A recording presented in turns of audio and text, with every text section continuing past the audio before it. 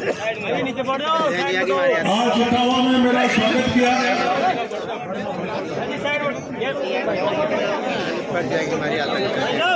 लोगों की इस बात की जानकारी होगी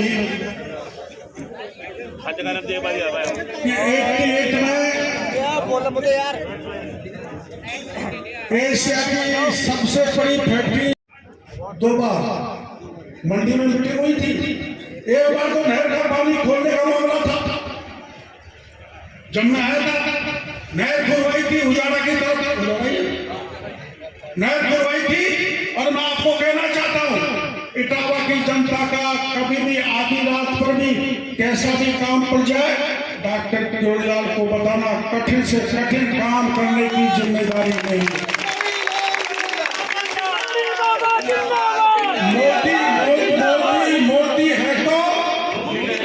मोदी है तो और मेरे को आजकल जनता मेरे इलाके में बाबा कहती है, तो बाबा है तो संभव है, बाबा है तो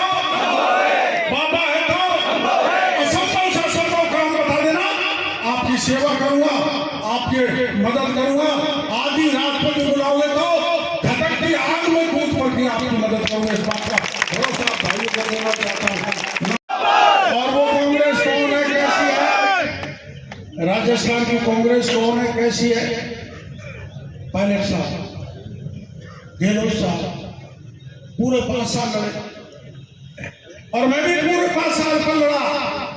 चाहे मास्टर का पेपर हो, चाहे सब इंस्पेक्टर का हो, चाहे लेक्चर का हो, चाहे जेईएन का हो, चाहे थानेदार का हो, चाहे डीएसपी का चाहे हो, नाजिर का हो।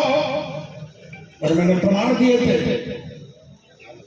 कि ये अधिकारी, ये कर्मचारी, ये आरपीएससी का चेयरमैन, ये माध्यमिक शिक्षा बोर्ड का चेयरमैन और फला फला एमएलए और फला फला मंत्री इसमें इन्वॉल्व है। गहलोत साहब जांच कर।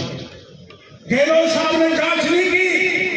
मोदी जी आए थे नवंबर में 2023 के चुनाव में विधानसभा में और कह के गए थे, जिसने भी भ्रष्टाचार फैलाया और पेपर लीक किया है उनको पाताल से भी निकाल के जेल के सीटों में भेजेंगे। आपने कभी सुना है क्या जो थानेदार थाने पर बैठ कर रौब झाड़ता है? 38 थानेदारों को भजन लाल सरकार ने जेल के सीटों में भेज दिया, जेल की हवा खा रहे हैं। और ये जवान जो चारों तरफ खड़े, जो पेपर लीक के कारण को लूटा गया, ठगा गया, इनका भविष्य खराब किया गया, मैं आपको कह के जाना चाहता हूँ, चाहे मास्टर का मामला हो, चाहे सब इंस्पेक्टर का मामला हो, चाहे आरएस का हो, चाहे किसी भी परीक्षा होगा हो, चाहे बड़ा नेता हो, चाहे एमएलए हो। अभी तो हम एमएलए और मंत्री को नहीं डाल रहे हैं, इसलिए नहीं डाल रहे हैं कि चोर शोर मचा रहे हैं। सब चोरे खोरे, यूपी से बचाओ, यूपी से बचाओ, जनता के बीच में जा रहे हैं। इसलिए चुनाव के बाद राजस्थान में एक एक को पकड़ के जेल के सीटों में डालेंगे, ये मैं आपको भरोसा और विश्वास है। तो कांग्रेस क्या करने लग गई? कांग्रेस जातियों से जातियों को लड़ाने लग गई, गुर्जर से मेरे को, राजपूत को जाट से, माइनॉरिटी को बहकाने लग गई। और सबसे बड़ा खतरनाक कांग्रेस ये खेल रही है, एसटी एससी के भाइयों को घरों में कॉलोनी में जानेंगे, चुपचाप भेड़िए बन के जाते हैं और ये कहते हैं मोदी आ गया तो तुम्हारा रिजर्वेशन खत्म हो जाएगा,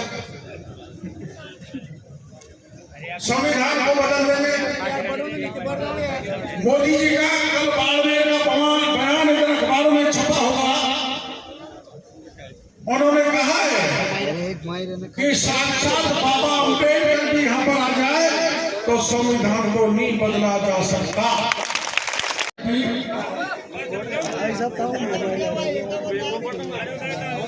उसको चलाने का बहुत बड़ा आंदोलन हमारी पार्टी ने चलाया था,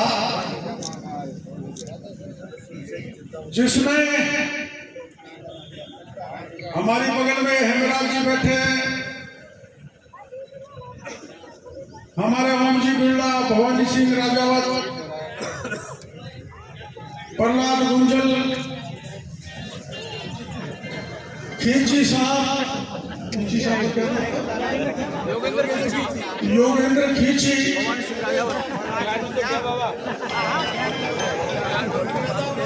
अब मैं लोग हंस रहे हैं। हमारा एक भाई जो हमारे साथ सीमेंट फैक्ट्री के आंदोलन में था, मेरे को दुख है कि वो शांति धारीवाल के चक्कर में आ गया। बड़े अच्छे कार्यकर्ता थे, लेकिन क्यों चले गए समझ से बाहर है, मैं उसमें नहीं जाना चाहता। मैं ये चुनाव ना डॉक्टर केवड़ीलाल का है, ना ओम बिरला का है, ना बगल के शिल्पी जोशी का है, ना दुष्यंत का है। ये चुनाव